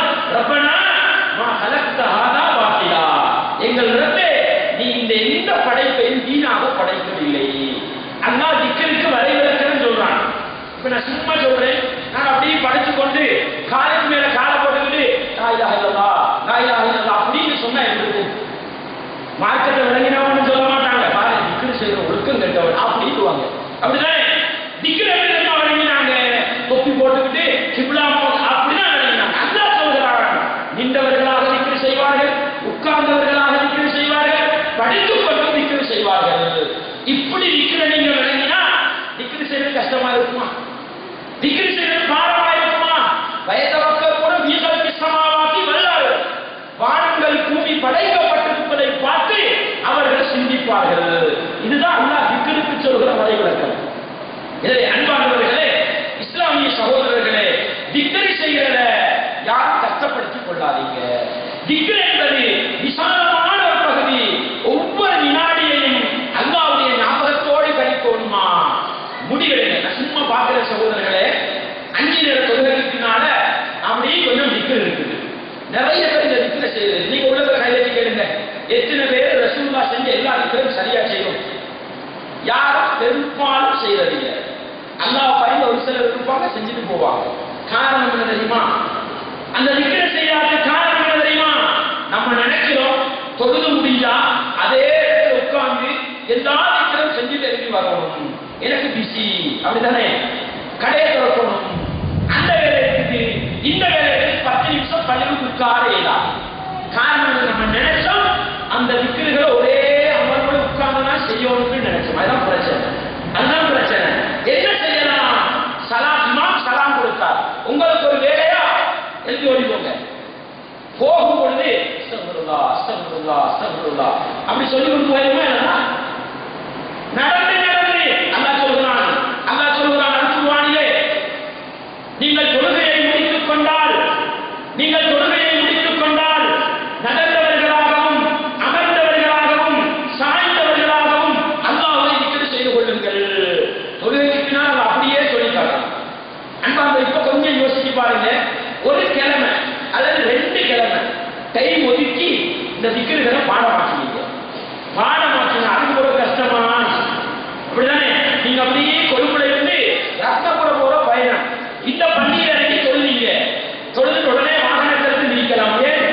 10 நிமிஷம் லேட்டாக தேவையில்ல, சலாம் கொடுத்தா ஏறி வாகனத்தில் உட்கார்ந்தோம் அஸ்தக்ஃபிருல்லாஹ் அஸ்தக்ஃபிருல்லாஹ் அல்லாஹும்ம ஸலாம். கஷ்டமாகுமா திக்ரு செய்வது? ஒரு நாள் கஷ்டமாகும். காலையில் மாலையில் திக்ரு செய்வது குறிப்பிட்ட நேரத்தில் குறிப்பிட்ட இடத்தில் செய்ய வேண்டியது. ரசூலுல்லாஹி ஸல்லல்லாஹு அலைஹி வஸல்லம் அவர்கள், உங்களுக்கு தெரியும் அல்லாஹ் திக்ர் எப்படி செஞ்சாங்கன்னு பாருங்க. நீங்க படிச்சிருப்பீங்க இந்த ஹதீஸ். ஒரு நாள் ரசூலுல்லாஹ் சஹாபாக்களோடு தொழுகிறாங்க. அசர் தொழுகன்னு நினைக்கிறேன். சலாம் கொடுத்தவங்க திடீர்னு எழுதி போனாங்க. சலாம் கொடுத்தவங்க திடீர்னு எழுதி போனாங்க. போன இடத்துல திரும்பி வந்தாங்க. சஹாபாக்கள் கேட்டாங்க, அல்லாஹ்வின் தூதரே, ஏன் இவ்வளவு அவசரமா எழுதி போனீங்க? அப்ப ரசூல் என்ன சொன்னாங்க? நான் ஒரு தங்க கட்டியை வீட்டில் வைத்து விட்டு தொழ வந்தேன். தொழுகை முடிந்த உடனே அது என்னுடைய ஞாபகத்துக்கு வந்தது, போய் அதை சதக்கா செய்து விட்டு வந்தேன். அல்லாஹ் அக்பர். இதான் திக்ருங்கிறது. இதுதான் சகோதரர்களே திக்ரு. தொழுகை முடிந்த உடனே அந்த ஞாபகம் வருது, ஓடோடி போய் அதை சதக்கா செஞ்சுட்டு வந்தாங்க. இதுதான் திக்ருங்கிறது. அன்பார்ந்தவர்களே, எனவே திக்ரு என்பதை ஒரு இடத்துல முடங்கி இருந்துதான் கைவிட்டா செய்ய பிரச்சனை இல்லை, அப்படி தாண்டி விளங்க யாரும் திக்ரு செய்ய மாட்டாங்க. ரசூலுல்லாஹி ஸல்லல்லாஹு அலைஹி வஸல்லம் அவர்கள் ஒரு நாள் சுபஹ் தொழுதுவிட்டு வீட்டை விட்டு வெளியே போறாங்க. தண்ட மனைவி என்ன செய்யறாங்க? ஒரு இடத்துல உட்கார்ந்து திக்ரு செஞ்சுக்கிட்டு இருக்கிறாங்க. ரசூலுல்லாஹ் போயிட்டு துஆவுடைய நேரம் அப்படி வராங்க. துஆவுடைய நேரம் சாதாரணமா சூரியன் உதிச்சதுல இருந்து ஒரு 10-15 நிமிஷம் போனா துஆவுடைய நேரம் ஆரம்பிக்கும். துஆவுக்குள்ள நேரம் ஒரு சூடு அடிக்கிற நேரம். அந்த மாதிரி நேரத்தில் ரசூலுல்லாஹ் திரும்பி வரும் பொழுது நபிகளாருடைய மனைவி அதே இடத்துல உட்கார்ந்து திக்ர் செஞ்சுட்டு இருக்கிறாங்க. ரசூலுல்லாஹ் இந்த காட்சியை பார்த்து உடனே என்ன சொன்னாங்க? ஜைனபே, ரசூலோட மனைவிய பேர் வருது, ஹதீஸை நான் கொண்டு இருக்கிற நிலையில கேட்கிறாங்க, நீங்க இவ்வளவு நேரம் என்ன செய்வீங்களா? இந்த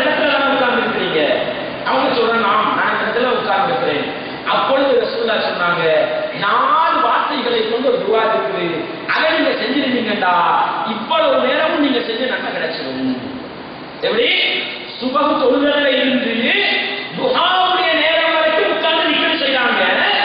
ரசூலுல்லாஹ் வெளியே போய் கொண்டு என்ன சொல்றாங்க பாத்து, மனைவியே இவ்வளவு நேரம் இந்த இடத்துல உட்கார்ந்து ஆமா உட்கார்ந்து தான் இருக்கிறேன். அப்பொழுது ரசூலுல்லாஹ் சொன்னாங்க சுப்ஹானல்லாஹி வ பிஹம்திஹி அதத ஸல்ஹி வ ரிதா நஃப்ஸிஹி வ ஸினத அர்ஷிஹி வ மிதாத கலிமாத்தி.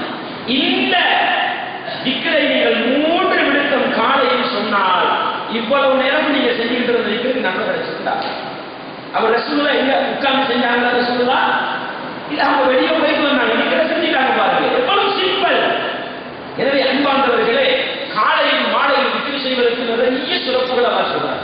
வத்குர் ரப்பக ஃபீ நஃப்ஸிக, அல்லாஹ் சொல்றான் நீங்கள் காலையிலும் மாலையிலும் சிறிது நேரத்தை ஒதுக்கி அல்லாஹ்வை ஞாபகப்படுத்துவீராக. நீங்க சில துஆ கிதாபுகளை பார்த்தீங்கன்னு சொன்னா காலையில ஓதுறதுக்கு நிறைய துஆ போட்டிருப்பாங்க, மாலையில ஓதுறதுக்கு நிறைய துஆ போட்டிருப்பாங்க. அதெல்லாம் சாதாரணமா நீங்க ஓதி முடிக்கிறதுக்கு ஒரு 15 நிமிஷம் 20 நிமிஷம் தேவைப்படும். சாதாரணமா ஓதுறதாக இல்லை. ஓத தெரியாதவங்க கஷ்டப்பட்டு ஓதுனா அவராலும் தேவைப்படும். சாதாரணமா ஓத தெரிஞ்சவங்க ஓதி ஒரு 20 நிமிஷத்துக்கு ஓதுறதுக்கு இருக்கு, 20 நிமிஷத்துக்கு ஓதுறதுக்கு இருக்குது. இப்ப 20 நிமிஷம் உட்கார்ந்து ஓதுறது ஒரு மனுஷனுக்கு கஷ்டமா இல்லையா? அதை நினைக்கும் பொழுது யாரும் அந்த திக்ரை செய்யறதில்லை. என்ன செய்யலாம்?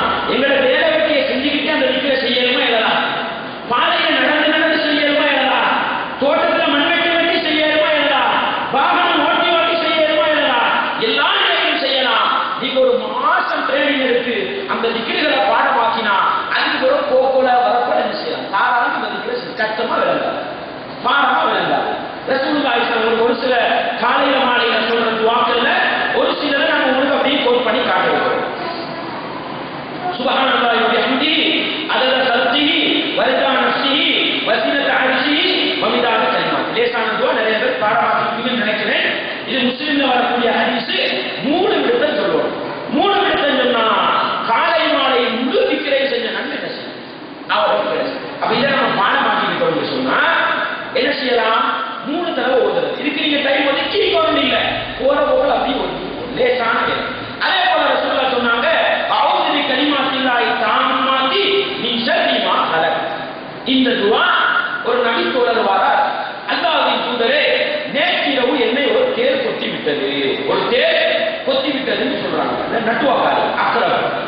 அப்ப ரசூலுல்லாஹ் கேட்கிறாங்க நீங்க துஆ ஓதலையான்னு கேட்கிறாங்க. அவன் சொல்ல ஓதல அல்லாஹ்வின் தூதரே.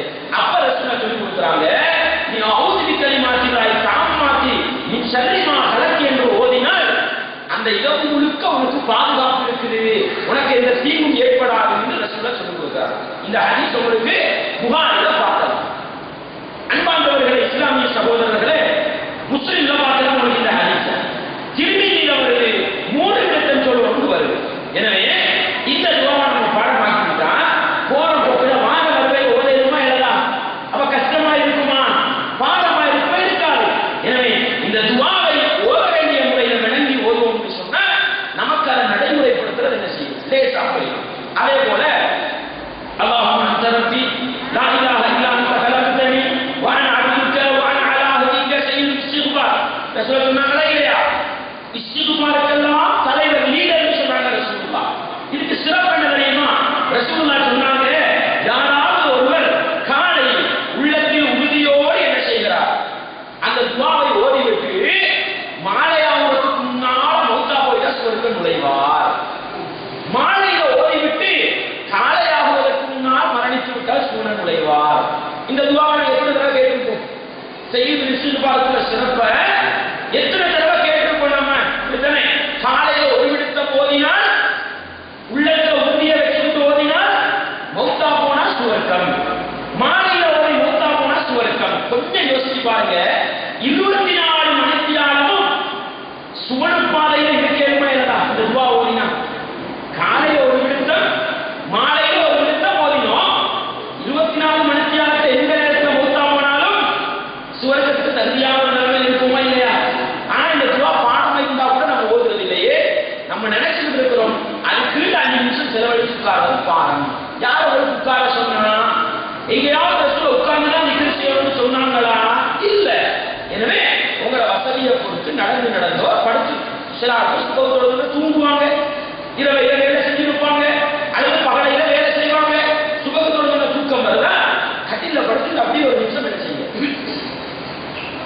இந்த துஆவை ஓதிட்டு படுக்கிறீங்க. அன்பார்ந்தவர்களே, இஸ்லாமிய சகோதரர்களே, எனவே திக்ர் செய்வதற்கான இலகுவான வழியை நான் நீங்கள் அடைந்து கொள்வோமாக இருந்தால் நிச்சயம் திக்ர் செய்வது என்பது மிகவும் லேசானது. அல்லாஹ்வை ஞாபகப்படுத்துவது என்பது எங்களோட வாழ்க்கையோடு ஒன்றியமைந்த வாழ்க்கையோடு சேர்ந்திருக்கிற ஒரு அம்சம். அடுத்தது பாருங்க, இந்த திக்ர்களோட மிக முக்கியமான ஒரு பயன்பாடு என்ன தெரியுமா? ஒரு மனுஷனுக்கு 24 மணித்தியாலமும் வணக்கமும் மாத்திரமா வாழ்க்கைய பொருளாதாரத்தை தேர்றான், வாகனம் ஓட்டுறான், இன்னும் வேலை வெட்டிகளை செய்யறான், எல்லாம் உலகத்துக்கு தானே செய்யறான். தின்றது, குடிக்கிறது, படுக்கிறது எல்லாம் உலகத்துக்கு தானே. இதை எல்லாம் வணக்கமாக மாற்ற வேண்டுமா? 5 நேரம் சொல்கிறது வணக்கம், நோன்பு பிடிக்கிறது வணக்கம், தக்காத்து கொடுக்கிறது வணக்கம், அது வணக்கமே தான். தின்றது வணக்கமா, உடுக்கிறது வணக்கமா, டொய்லெட் போறது வணக்கமா, இதெல்லாம் மனுஷனா பிறந்தா எல்லாரும் செய்வான். மாற்று மதத்தவர்களும் செய்வாங்க, முஸ்லீமும் செய்வாங்க. ஆனால் ஒரு முஸ்லிம் இதே வேலையை செய்யும் பொழுது அதை வணக்கமா மாத்தலாம். எப்படி வணக்கமா மாத்துறது? லேசான வழி சகோதரர்கள். 24 மணித்தியாலத்தையும் வணக்கத்தில் கழிப்பதற்கு ஒரே வழி என்ன தெரியுமா? சந்தர்ப்ப துவாக்கள் இருக்கு. என்ன துவாக்கள் இருக்குது? சந்தர்ப்ப துவாக்கள் இருக்குது. அந்த துவாவை ஓதினா ஒன்று நன்மை கிடைக்கும், 2வது பாதுகாப்பு இருக்குது, 3வது 24 மணித்தியாலத்தையும் வணக்கத்தில் கழிக்கிற பாக்கியம் கிடைக்கும். உதாரணமா பாருங்க, ரசூலுல்லாஹி ஸல்லல்லாஹு அலைஹி வஸல்லம் சொன்னாங்க, சாப்பிடுறது தானே, சாப்பிடுறது மனுஷனா பிறந்தவன் தின்னுவான், அப்படிதானே? மனுஷனா பிறந்தது தான் சாப்பிடுறது. மாற்று மதத்தவர்களும் சாப்பிடுறாங்க, நாங்களும் சாப்பிடுறோம். நாங்க சாப்பிடுறது வணக்கமாகும், அவன் சாப்பிடுறது வணக்கமாகாது. எப்படி தெரியுமா? ரசூலுல்லாஹ் சொன்னாங்க, நீ சாப்பிட ஆரம்பித்தால் பிஸ்மில்லாஹ் என்று சொல், அல்லாஹ்வை ஞாபகப்படுத்திட்டு சாப்பிடுவே என்று சொன்னார்கள். இப்ப நீங்க பிஸ்மில்லாஹ் சொல்லி கொடுத்தீங்கன்னா சாப்பிடுறது 20 நிமிஷம் போகும். அது முழுக்க வணக்கமா அமையுமா இல்லையா? அது முழுக்க வணக்கமா அமையுமா இல்லையா? எந்த அளவுக்கு ரசூலுல்லாஹ் சாப்பிடும் பொழுது பிஸ்மில்லாஹ் மறந்துடுது. சில மனுஷன் தானே, ருசியான சாப்பாட்டை கண்டா அல்லாஹ் மறந்துடும். மனுஷனுக்கு வரையுமா இல்லையா? வரலாம். அதனால ரசூலுல்லாஹ் சொன்னாங்க, நீங்கள் ஆரம்பத்தில் அல்லாஹ்வை ஞாபகப்படுத்த மறந்தால், இடையில ஞாபகம் வந்தால் என்ன சொல்லிக்கோங்க? பிஸ்மில்லாஹி ஃபி அவ்வலிஹி வ ஆகிரிஹி. அது பிஸ்மில்லாஹி அவ்வலஹு வ ஆகிரஹு சொல்லிக்கிட்டா என்ன? அல்லாஹ்வை ஞாபகப்படுத்தியாச்சு, வணக்கம். தின்றது வணக்கம். திண்டு முடிஞ்சா என்ன செய்யுங்க?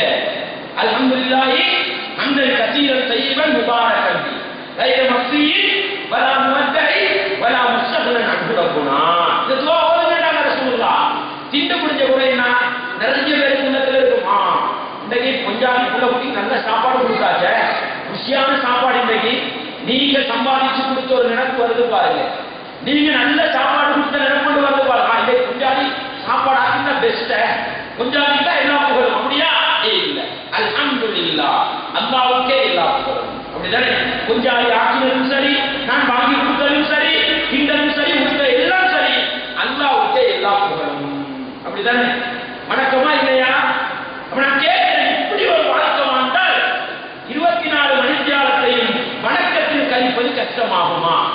வணக்கத்தில் கழிப்பது பாரமாகுமா? தூங்க போகும். அப்படிதானே? நம்மளுக்கு தெரியும், தூங்குறதுக்கு ரசூல் எப்பெல்லாம் ஒழுக்கம் சொல்லி இருக்கிறாங்க. புது எடுக்கிறது, படுக்கைக்கு போறதுக்கு முன்னால திரும்ப பிஸ்மில்லாஹ் சொல்லி 3 தடவை கத்துறது.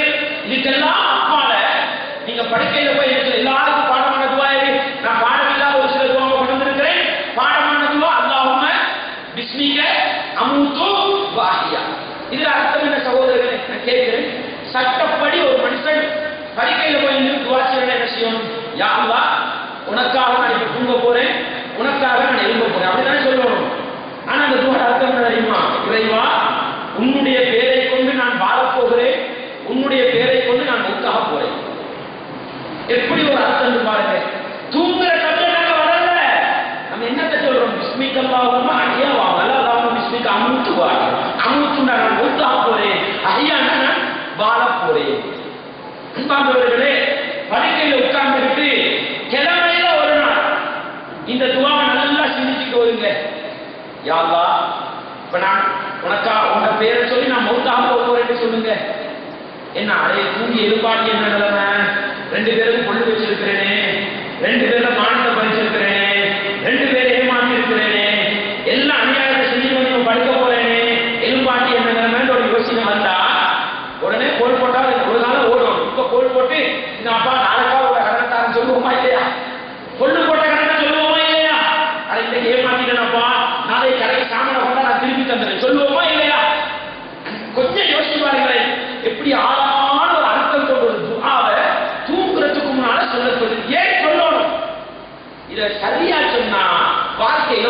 வரும்.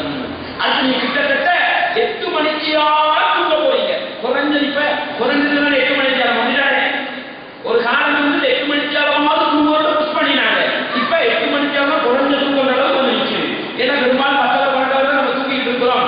நீங்க சும்மா பஜாருக்கு போய் பாருங்க, மாற்று மதத்தவர்கள் எல்லாம் வெள்ளனையோட என்ன செஞ்சிருப்பாங்க, கடைகளை திறந்து வச்சிருப்பாங்க. எங்க நாட்களை பாருங்க, அதுவும் வேலைக்காரங்க 9 மணிக்கு கடையை திறப்பாங்க. இவர் வாரே 12 மணிக்கு.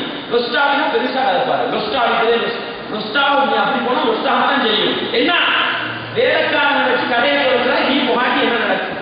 அப்படிதானே அன்பாந்தவர்களே? சும்மா யோசிப்பாங்களே, மாற்று மதத்தை சில இடத்துக்கு போனா சுபகோடு அவங்களோட வணக்க செய்தி எல்லாம் போகுது. அவங்களோட மதத்தில் உள்ள ஆடல் பாடல்கள் எதுல போகுது? போகுதா இல்லையா? நீங்க பெரும்பாலும் ரத்தபுர பஜாருக்கு போனா மாற்று மதத்தவர்கள் இந்துக்கள் இருக்கிற இடம் வெள்ளனையோட இதை போட்டுருவாங்க. அவங்கள சாமி பாடலாம் போட்டுருவாங்க. நான் சும்மா கேட்கிறேன், நம்ம கடையான சரண்டல்ல அல்லாவை ஞாபகப்படுத்தி எத்தனை பேர் கடை ஆரம்பிக்கிறோம்? மாற்று மதத்தவன் வாகனத்தை எடுத்து அல்லாஹ் அக்பர் என்ன தெரியுமா செய்யறான்? அப்படி இஸ்ரீனை சுத்தி சுத்தி என்ன செய்யறான்? அப்படி ஒரு கும்பிடு போட்டுட்டு தான் போறாங்க. நமக்கு அல்லாவும் இல்ல, ஒருத்தரும் இல்ல. அன்பானவர்கள் சும்மா கேட்கிறேன், எத்தனை பேர் இறை சிந்தனையோட வாகனத்துல போறான்? மறக்காம எத்தனை படசீடி எடுத்தீங்க? அதெல்லாம் நடக்காது. அப்படிதானே அன்பானவர்கள்? சும்மா கேட்கிறேன், நம்ம இப்படி வாழ்ந்தா நம்மளோட வாழ்க்கை எப்படி போகும்? இஸ்லாம் இந்த அளவுக்கு சொல்லுது, நீ வாகனத்தில் ஏறும் பொழுதே சுப்ஹானல்லதி சக்கர லனா ஹாதா வமா குன்னா லஹு முக்ரினீன் வ இன்னா இலா ரப்பினா லமுன்கலிபூன். நீங்க போறது கொழும்புக்கு தான். எஹலியபடையிலிருந்து நீங்க பயணம் போறது கொழும்புக்கு. ஆனா நீங்க கொழும்புக்கு போற சமயத்துக்கு வர சொல்ல மாட்டீங்க. சுப்ஹானல்லதி சக்கர லனா ஹாதா வமா குன்னா லஹு முக்ரினீன். இந்த வாகனத்தை எனக்கு கண்ட்ரோல் பண்ணி தந்த அல்லாஹ்வே தூய்மையானவர்னு சொல்லி போட்டு வ இன்னா இலா ரப்பினா லமுன்கலிபூன், எங்களுடைய ரப்பின் பக்கம் நாங்கள் திரும்பி செல்ல இருக்கிறோம். அல்லாஹ் அக்பர். என்ன துவா சகோதரர்களே, ஒரு நாள் சிந்திச்சு பார்க்கிறோமா? வாகனத்திலே இந்த துவாவை அடுத்த கல்வி ஓதுறீங்க எப்படி? சுப்ஹானல்லாஹ். சும்மா யோசிப்பாருங்க சகோதரர்களே. இன்றைக்கு நீங்க மெசேஜ்ல படிச்சிருப்பீங்க, இன்றைக்கு நீங்க நியூஸ்ல கேள்விப்பட்டிருப்பீங்கன்னா, கண்டியில ஒரு பஸ்ஸோட ஒரு வேன் மோதி 6 பேர் இந்த ஸ்பாட் என்ன வழி. என்ன நம்ம டிரைவரையா கூட சொல்லலாம்? டிரைவரை கூட சொல்லலாமா? இன்னைக்கு போறாங்க வேற. எவ்வளவு கவனமாக நானும் நீங்களும் போனாலும் அல்லாஹ் வாகனத்தை எங்கட கையில வைக்கலையா? ஸ்டீரி என்ற கண்ட்ரோல் எங்கட கையில தரலையா? பிரேக் ஒரு கிலோவால 10,000 போஸ்டர் ஊத்தினாலும் பிரேக்கோட கண்ட்ரோல் தான் எனக்கு உங்களுக்கு தரலையா? ஒரு செகண்ட் ஆக்சிடென்ட் இல்லைங்களா? அன்பார்ந்தவர்களே, வாகனம் செய்யறதுக்கு கொஞ்சம் போய் நீங்க பாருங்க, வாகனத்தோட தொடர்பு அறிஞ்சிருப்பீங்க, ஆனா யோசிச்சு பார்த்துருக்க மாட்டீங்க. இந்த முடி மாதிரி சைஸ்ல தான் எல்லா வேலையும் நடக்குது. அப்படித்தானே? இந்த முடி மாதிரி சைஸ், இந்த நகம் மாதிரி துண்டுகள்ல தான் எல்லாம் சின்ன சின்ன அட்ஜஸ்ட்மெண்ட் பண்ணி தான் வேலை செய்யும். பிரேக்கா ஒரு ஆணிய கொஞ்சம் திருப்போம், கூட திருப்பினாலும் பிரச்சனை, கொஞ்சம் திருப்பினாலும் பிரச்சனை. அப்படித்தானே?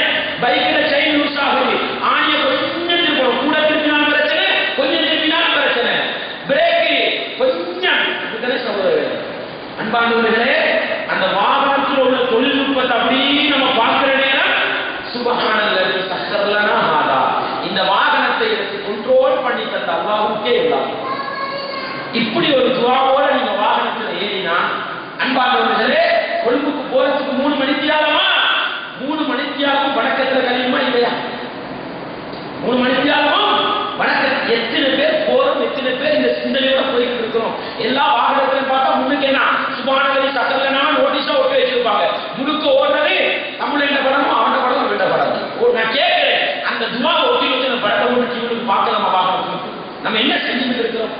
பைக்ல போறவங்க கூட பைக்ல டிவி ஃபிட் பண்ணலாம், இல்லாட்டி பெரிய டெக்க கொண்டு போய் வச்சிருவான்.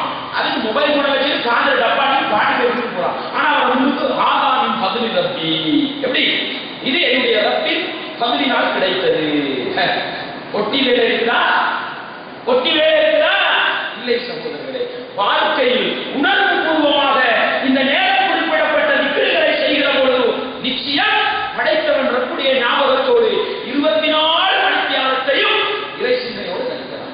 இந்த நிறைய பேருக்கு ஒரு பிரச்சனை இருக்குது, டொய்லெட் போறது கூட சிகரெட் குடிக்கும் இருக்குதா? சிகரெட் குடிக்கிறாங்க கொஞ்சம் யோசிச்சு பாருங்க.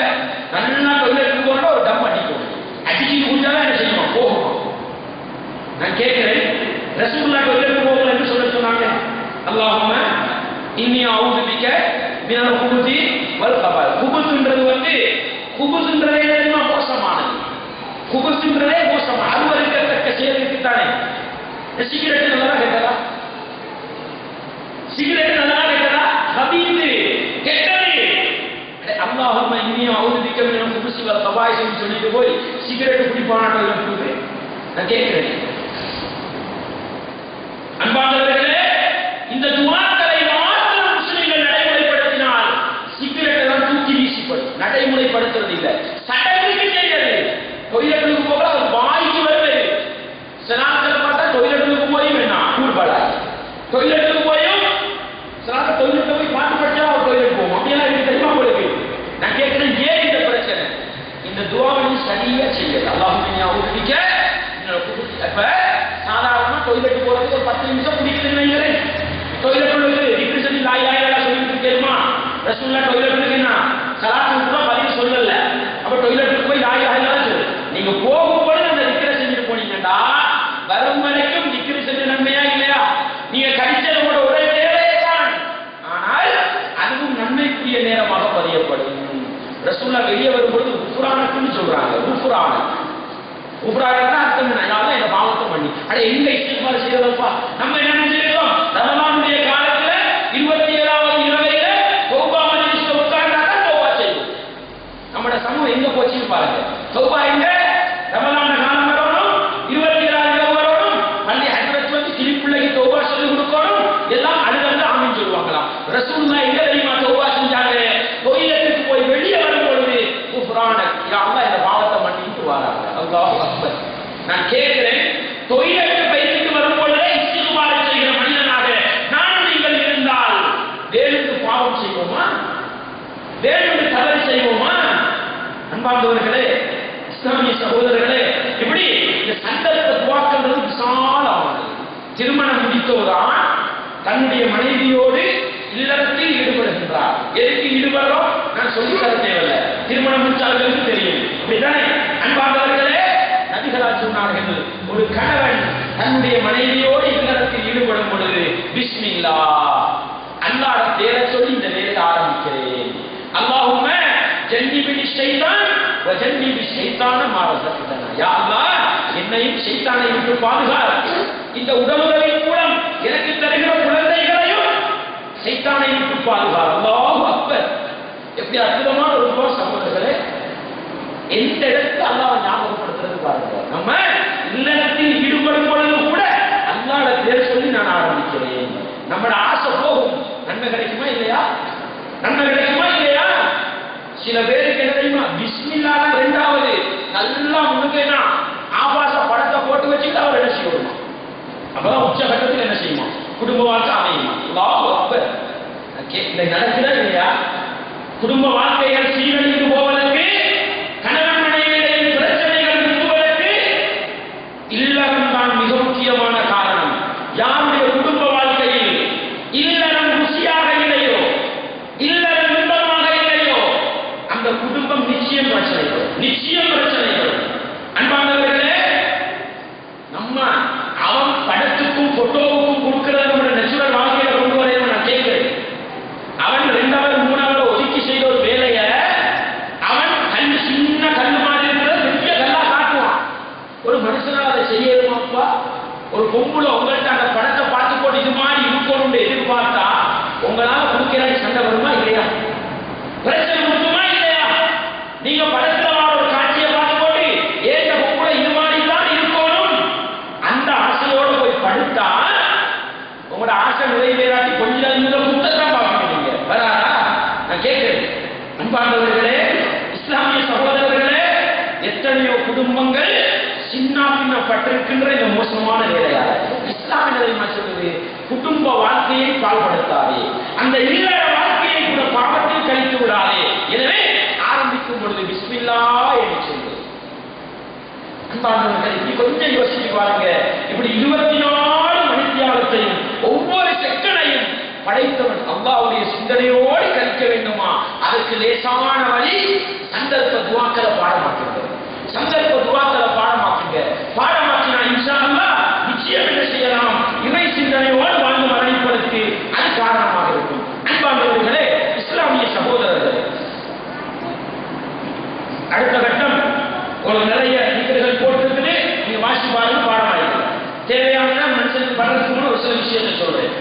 வீட்டை விட்டு வெளியே போகணும் சகோதரர். ஒரு காலத்துல நீங்க பார்த்துருப்பீங்க, வீட்டை விட்டு வெளியே ஒரு பயணம் போனா என்ன செய்வாங்க? கபர்கள் உள்ள இடத்துல நிப்பாட்டி உண்டியல சல்லி போட்டு போவாங்க. அப்படித்தானே? உண்டியல சல்லி போட்டு போவாங்க, அல்லது காணிக்க கட்டிட்டு போவாங்க. இதுக்கு பயணம் பாதுகாப்பா அமைய வேண்டும். ரசூலுல்லாஹ் என்ன சொன்னாங்க? நீ வீட்டிலிருந்து வெளியேறும் பொழுது பிஸ்மில்லாஹ், அல்லாஹ்வுடைய பேர் சொல்லி நான் வெளியே போறேன். தவக்கல்து அலல்லாஹ், அவன் மீதே நான் பொறுப்பு சாட்டுகிறேன். லா ஹவுல வலா குவத்த இல்லா பில்லாஹ், அவனை மீறி எனக்கு எந்த சக்தியும் இல்லை, எந்த அதிகாரமும் இல்லைன்னு முழுக்கவும் அல்லாஹ்ட்ட பொறுப்பு சாட்டிட்டு போறோம். இது எத்தனை பேர் வீட்டை விட்டு வெளியேறும் போது எத்தனை பேர் இந்த வேலையை செய்யணும்? கொஞ்சம் யோசிச்சு பாருங்க. அன்பானவர்களே, ரசூலுல்லாஹி ஸல்லல்லாஹு அலைஹி வஸல்லம் அவர்கள் ஒரு சுன்னவா காட்டி தந்தார்கள். வீட்டை விட்டு வெளியேறும் பொழுதே முழு பொறுப்பை அல்லாஹ்ட்ட சாட்டிட்டு போ, அல்லாஹ் பாதுகாப்பான். அப்படிதானே? அன்பானவர்களே, அதுக்கு பின்னால் ரசூலுல்லாஹி துஆவை காட்டி தந்தாங்க பாருங்க. எப்படி அழகான ஒரு துஆன்னு பாருங்க. அல்லாஹும்ம அஊது பிக அன் அபில்ல அவ் உதல்ல. ரசூலுல்லாஹி சொல்றாங்க, நான் வழி கெடுப்பதை விட்டும் வழி கெடுக்கப்படுவதை விட்டும் பாதுகாப்பு போறோம். எப்படி? அல்லாஹும்ம அஊது பிக அன் அபில்ல அவ் உதல்ல. ரெண்டு விஷயம் ரசூலுல்லாஹ் பாதுகாப்பு சொல்றாங்க. நான் வழிகெட்டு போவதை விட்டும் பாதுகாப்பு தேடுகிறேன், நான் இன்னொருத்தர வழி கெடுக்கிறதை விட்டும் பாதுகாப்பு தேடுகிறேன். இன்னொரு வார்த்தை பாருங்க, அன் அபில்ல அவ் உதல்ல. ரசூலுல்லாஹ் சொல்றாங்க, இந்த கால் சருகி போறேன்னு சொல்லுவோம் நம்ம, அப்படிதானே? நான் கால் சருகி போறதை விட்டு பாதுகாப்பு தேடுகிறேன், கால் அடுத்தவனை ஏமாற்றி கால் சருகை செய்வதை விட்டு பாதுகாப்பு தேடுகிறேன். இந்த துஆவை ஆழமா ஓதிட்டு போய் கடையில உட்கார்ந்து அடுத்தவனை புள்ளிய போட வேலை செய்வீங்களா? அப்படிதானே? அடுத்து இந்த பாருங்க, அவ் அக்லிம அவ் உதுல, நான் அநியாயம் இழைக்கப்படுவதை விட்டு பாதுகாப்பு தேடுகிறேன், அடுத்தவனுக்கு அநியாயம் செய்வதை விட்டு பாதுகாப்பு தேடுகிறேன். இந்த துஆவை ஓதிட்டு வெளியே போய் இன்னொருத்தருக்கு அநியாயம் செய்வீங்களா? அப்படிதானே? கொஞ்சம் யோசிச்சு பாருங்க. அவ்வளவு ஆழம் பொருந்திய ஒரு துஆவை தான் ரசூலுல்லாஹ். இன்னொரு சொல்றாங்க, அவ் அஜ்ஹல அவ் யுஜ்ஹல அலைய, இன்னொருத்தரை மடையனாக்குறதோ நான் மடையனாக்குவதையோ பாதுகாப்பு தேடுகிறேன். ரெண்டு விஷயம், நான் மடையனாகவும் கூட அடுத்தவனை மடையனாக்கவும் கூட. அதை விட்டு இந்த துஆவை ஓதிட்டு போய் லோக்கல் சாமான் எடுத்து ஒரிஜினல் கொடுப்பீங்களா? லோக்கல் கல்லை எடுத்து நல்ல கல்லை கொடுப்பீங்களா? அப்படிதானே? செகண்ட் குவாலிட்டி சாமான் எடுத்து ஒரிஜினல் குவாலிட்டி கொடுப்பீங்களா? அல்லாஹ் அக்பர். இந்த துஆவை மட்டும் ஒரு மனிதன் அழுத்த விளங்கி ஆழ விளங்கி வீட்டுக்கு வெளியேற போல சொல்லிட்டு போனா அல்லாஹ் அக்பர், எந்த சந்தர்ப்பத்திலும் என்ன செய்ய மாட்டான், வேறொன்றும் செய்ய மாட்டான்.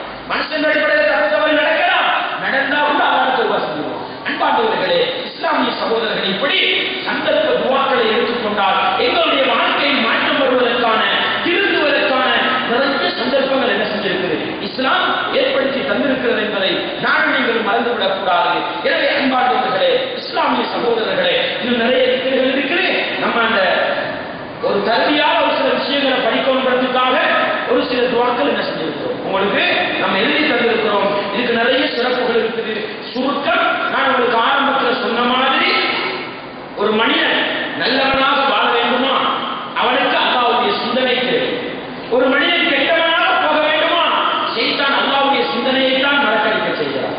ஒரு சமூகம் நல்ல சமூகமாக மாற வேண்டுமா, காலையிலும் மாலையிலும் அல்லாஹ்வை ஞாபகப்படுத்துகிற சமூகமாக இருக்க வேண்டும். அதே போன்று திக்ர் செய்வதற்கான, அல்லாஹ்வை ஞாபகப்படுத்துவதற்கான இலகுவான வழிமுறைகள். கடைசியாக நாங்கள் பார்த்தது 24 மணித்தியாலங்களையும் இறை சிந்தனையோடு வணக்கத்தில் ஒரு மனிதன், ஒரு முஸ்லிம் கழிக்க விரும்புகிறான், அவனுக்கு ஒரே வழி சந்தர்ப்ப துஆக்களை மனநமிட்டு சந்தர்ப்பத்துக்கு சந்தர்ப்பம் ஓதுவதுதான் ஒரே வழி என்பதை நானும் நீங்கள் புரிந்து கொண்டு, அன்பார்ந்தவர்களே, அல்லாஹ்வை திக்ர் செய்வதற்கும் ஞாபகப்படுத்துவதற்கும் இஸ்லாம் என்னென்ன வழிமுறைகளை காட்டி தந்திருக்கின்றனவோ அந்த வழிமுறைகளை சரியாக படித்து இறை சிந்தனையோடு வாழ்ந்து இறை சிந்தனையோடு மரணிக்க நான் நீங்கள் முயற்சி செய்வோம். வல்லவர் ரஹ்மான் எனக்கும் உங்களுக்கும் எல்லா ஈமானிய உறவுகளுக்கும் அந்த பாக்கியத்தை தந்தருளட்டும். வாஹ்